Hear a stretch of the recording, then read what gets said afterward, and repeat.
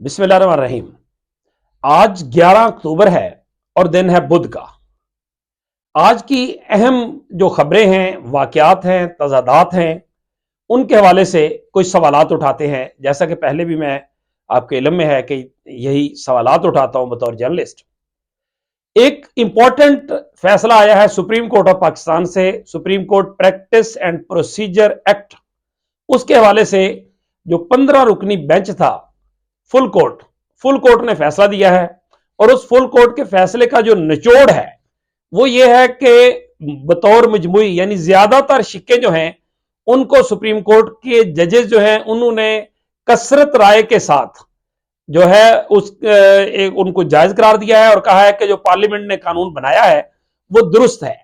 अगर उसकी बात करें कि वो कानून क्या था, कानून यह था कि चीफ जस्टिस पाकिस्तान के पास अकेले सो मोटो का अख्तियार भी नहीं होना चाहिए और जो सो मोटो के केसेस है उनके लगाने का अख्तियार भी नहीं होना चाहिए। फिर उसके साथ साथ जो है ये था कि उसमें 3 रुकनी बेंच जो है, 3 रुकनी कमेटी यानी 3 सीनियर जजेस जो है वो किसी भी मामले का सो मोटो लेने का फैसला करें। मतलब कि जो सीनियर जज होंगे वो 3 मिलकर फैसला करेंगे कि ये मामला जो है ये 184(3) यानी मफादे आमा, बुनियादी इंसानी हकूक, उनके हवाले से उस पैरामीटर में पूरा उतरता है या नहीं। तो ये एक बुनियादी बात थी। एक बात जो थी वो ये थी कि जिन लोगों के फैसले 184(3) के तहत हो चुके हैं उनको एक मर्तबा अपील का हक देना यानी माजी से भी देना। और जब माजी से भी देने की बात की जाती है तो उस वक्त जो पनामा केस है, पनामा केस और इसी तरह जहांगीर तरीन केस और वो सारे जो मामला थे जिनमें जो ताहियात रहली थी उसमें 184(3) के तहत यह किया गया है कि अपील यानी जो 7 जजेस हैं उन्होंने ये कहा कि माजी से उनको अपील का हक मिलना चाहिए। कौन है वो नवाज शरीफ साहब, जहांगीर तरीन साहब और इसी तरह के कुछ और लोग, कि उनको माजी से अपील का हक मिलना चाहिए। ये वही तरमीम है जिसके बारे में जब ये कमेटी में मामला आया था तो उस कमेटी में जब मुस्लिम लीग नून अचानक ये लेके आई थी ये वाली तरमीम के इसका इतलाक माजी से किया जाए तो सैयद नवीद कमर ने कमेटी में मुखालफत की थी।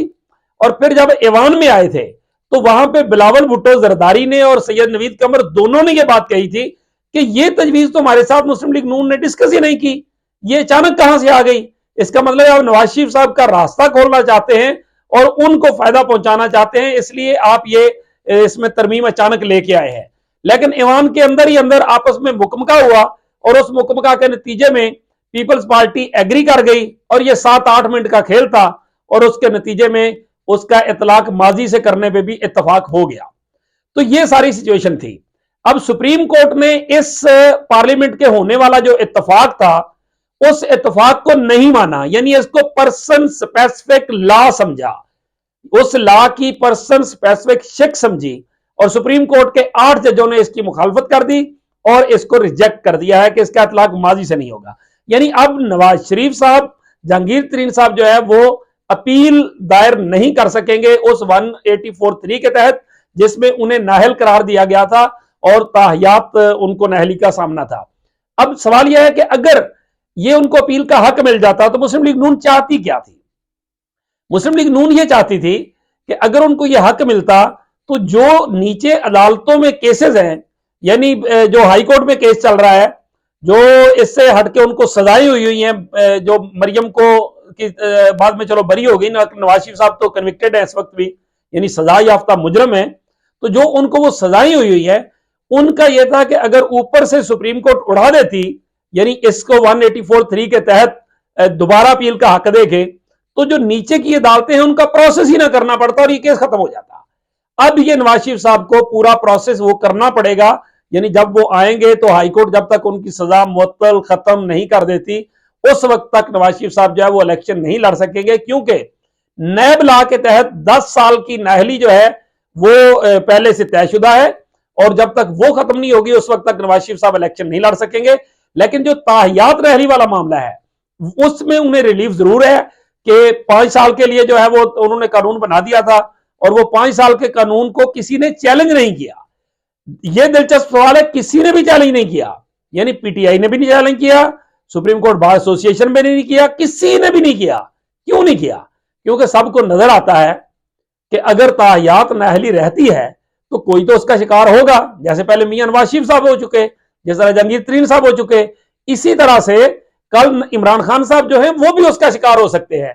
तो अगर ज्यादा से ज्यादा इमरान खान साहब को सजा हो भी जाती है उस लिहाज से, तो वो 5 साल की नाअहली होगी ना, उसमें उनको ताहयात पे नहीं जाना पड़ेगा। इसी वजह से पीटीआई ने उसको चैलेंज नहीं किया, बाकी चीजों को उन्होंने चैलेंज किया।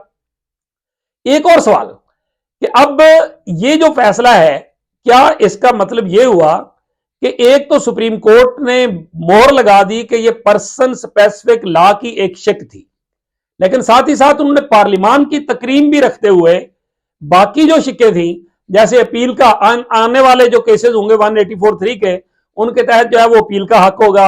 इसी तरह उसको जो है वो कम से कम 5 रुकनी बेंच सुनेगा, 3 जजेस इसका फैसला करेंगे कि ये 184(3) का केस बनता भी है या नहीं बनता। तो ये सारी वो चीजें होंगी जो बेसिक एक बुनियादी चीजें हैं। और फिर ये भी होगा कि 14 दिन के अंदर अंदर जो है वो जो लाजमी कवानीन है, यानी अर्जेंसी वाले कवानीन, उनको सुनने के हवाले से जो है वो तय करेगी ये कमेटी। इसी तरह अगर इसका इतलाक जो है वो हाई कोर्ट्स पे भी होता है, तो हाई कोर्ट्स के मामले में भी अगरचे मेरी मालूमात के मुताबिक ये कानून सुप्रीम कोर्ट के लिए है, हाई कोर्ट्स के लिए नहीं, क्योंकि जजेस ये सवाल उठाते रहे हैं, यानी जस्टिस मुनीब और बाकी जो लोग हैं, कि हाई कोर्ट्स में फिर क्या होगा। अगर सुप्रीम कोर्ट में ये होगा तो बजाहिर तो हाई कोर्ट्स में भी फिर यही होना चाहिए, और अगर लॉ में नहीं है तो फिर कैसे होगा। अगर ये ऐसे होता है तो फिर इसका मतलब है कि इस्लामाबाद हाई कोर्ट के चीफ जस्टिस आमिर फारूक साहब जो है, जिनके ऊपर बहुत से तहफ्फुजात हैं पीटीआई को, आइंदा से फिर उनको केसेस लगाने का अख्तियार 3 सीनियर जजों को हो जाएगा। और जब 3 सीनियर जजों को हो जाएगा केस बेंच बनाने का अख्तियार, तो उसका मतलब ये होगा कि जो एक तरह से क्लैरिटी जो है वो ज्यादा बेटर प्रिवेल करेगी। ये चीफ जस्टिस पाकिस्तान काजी फायद ईसा साहब का और बतौर मजमुई और वकला बरादरी का एक अच्छा फैसला है कि जिसमें जो है वो आइंदा के लिए अपील का हक भी दिया गया है, केसेस लगाने का एक पैमाना भी दिया गया, और फर्द वाहद से लेकर 3 जजेस को जो है वो इख्तियार दिया गया है। ये एक अच्छा जेस्चर है। और ना सिर्फ ये, बल्कि जो जजेस पाकिस्तान यानी जो सुप्रीम कोर्ट के जो जजेस हैं, उनको ये भी पता होगा कि अब इसके खिलाफ आगे अपील भी होनी है, और वो अपील भी हो सकेगी। एक और जो है वो वकील तब्दील नहीं हो सकता था रिव्यू में, नजरसानी में, अब वकील जो है वो भी तब्दील किया जा सकेगा। ये भी एक आम क्लाइंट के लिए एक आसानी पैदा हुई है, क्योंकि अगर किसी वकील ने किसी केस का बेड़ा गर्क कर दिया है किसी भी वजह से, और अगर क्लाइंट को जो है वो अपील चेंज करने का अख्तियार नहीं है नजरसानी में, तो इसका मतलब है कि जिसने उसका पहले बेड़ा गर्क किया उसके केस का, वो नजरसानी क्यों करेगा। तो इस वजह से ये भी एक अच्छा स्टेप है कि अगर वकील पे क्लाइंट मुतमिन नहीं है वो उसको चेंज कर सकता है, जो कि इससे पहले नहीं था। तो इस तरह ये बतौर मजमूई ये केस जो केस है का फैसला है वो बहुत अच्छा है, और अक्सरीती तौर पे इसकी बेटरमेंट है। लेकिन जो तवक्को मुस्लिम लीग नून को इस केस से थी वो बहरहाल बड़ी हद तक पूरी नहीं हुई, और उसमें खास बात नवाज शरीफ साहब थे वो पूरी नहीं हुई। अब आ जाते हैं कुछ और जो सवालात है, खासतौर पर अगर हम बात करें गजा की। गजा के हवाले से मुख्तलिफ प्रोटेस्ट जो है वो दुनिया भर में जारी हैं, और लुबनान की साइड से भी कुछ ड्रोन जो है वो रवाना हुए हैं, उन्होंने कुछ बम्बार्डमेंट भी की है इसराइल पे। इसी तरह से गजा से भी कुछ इसराइल पे जवाबी अटैक हुआ है, लेकिन इसराइल ने बर्बरियत की इंतहा कर दी है। अमेरिकी तैयारा जो है बहरी बेड़ा, वो भी इसराइल उसकी कुमक के लिए पहुंच गया अमेरिका का, और उसको रूस ने वार्न भी किया है कि अमेरिका इसको जो है वो इश्तियाल दे रहा है। अब रूस करेगा क्या ये डिपेंड करता है। लेकिन उसके साथ ही साथ एक और चीज भी है कि कुछ ऐसे मिसाइल जो है वो भी कहा गया है कि शाम की तरफ से फायर किए गए हैं, जिनके बारे में कहा जाता है कि वो शायद रूसी साख्ता है, और उन्होंने जो है वो इसराइल की कुछ गाड़ियां जो है, जो 1 या 2 गाड़ियों को उड़ा दिया है। उनमें कितने लोग मारे गए ये कहना भी कबल अज़ वक्त है, लेकिन बज़ाहिर ये लगता है कि ये जंग अब जो है वो एक्सटेंड होती नजर आ रही है, और सऊदी अरब को भी इस बात की फिक्र पड़ी है, उसने भी और चीन ने भी इसको जो है वो कहा है कि इस पर जंगबंदी की जाए।